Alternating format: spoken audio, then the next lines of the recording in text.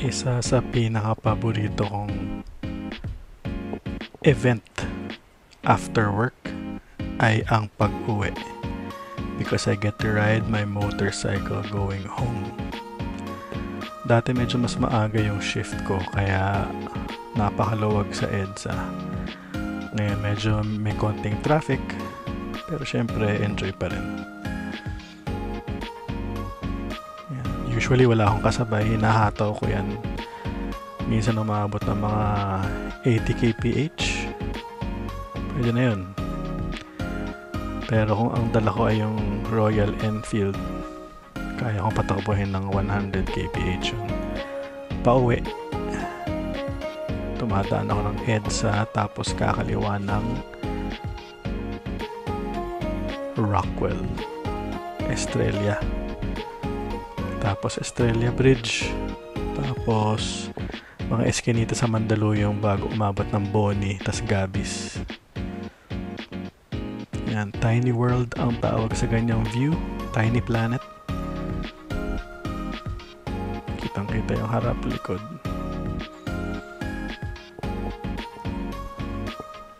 Yan. Medyo traffic ng konti. Paborito kong part ay yung pag-akyat ng mga tulay. Mamaya makikita mo mag-swerve ako sa kaliwa. Yan, nagpe-prep na. Tumitingin sa kaliwa kung libre.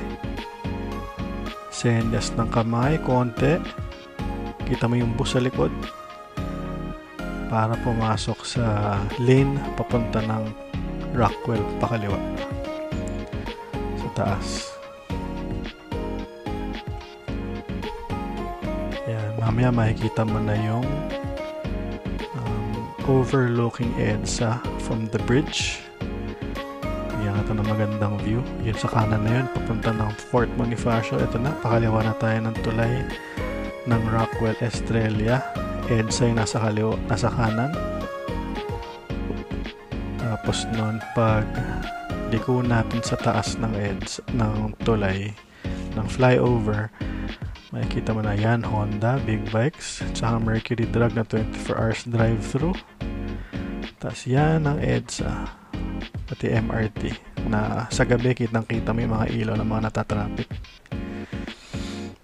Ito, papaba na ako ng Rockwell Bridge, flyover. Sa gabi kitang-kita mo yung mga ilaw ng mga condo ng Rockwell, napakaganda. Mga lights outlining the buildings. Mamaya pagpasok, tignan ko kung magdala ko ng camera, i-video ko yung pagdaan ko dito. Pero usually kasi ang daan ko papasok ay Makati Ave.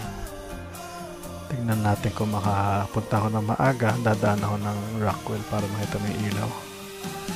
Kasi sa madaling araw, patay na yan eh. May konting traffic dahil sa mga intersections.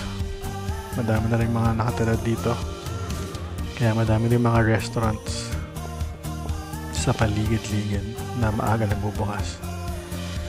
Ito na yung Estrella Bridge. Sinira to tapos nang ginawang mas malaki, mas mataas para pwedeng daanan ng bangka sa ilalim. Yung mga bagong kondo. Sa kaliwa yung Aqua. May project din si Airpat dyan eh.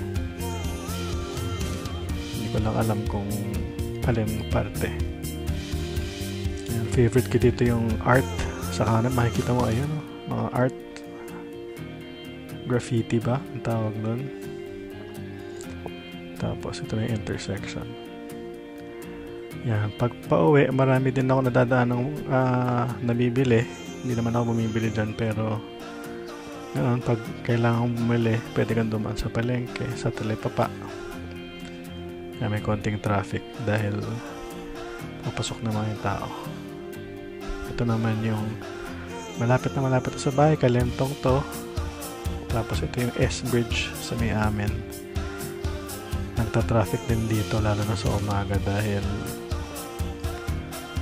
karamihan ng galing Quezon City dito dumadaan. nakikitaan sa amin. Kaya nagtatraffic na sa lugar namin. Kahit na dati wala naman eh. Yan ang MRT. Yan ang Star Toll. Ano ba ito? Yan nasa taas, Skyway. Punta ng North. Tapos pag kaliwa natin dito, makikita mo na yung police station. Yan na. Tapos yung bakery. Yan, konting kembot na lang, bahay na.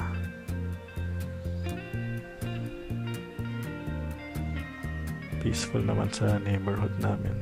Okay ang mga barangay sa amin dahil nagbabantay talaga sila.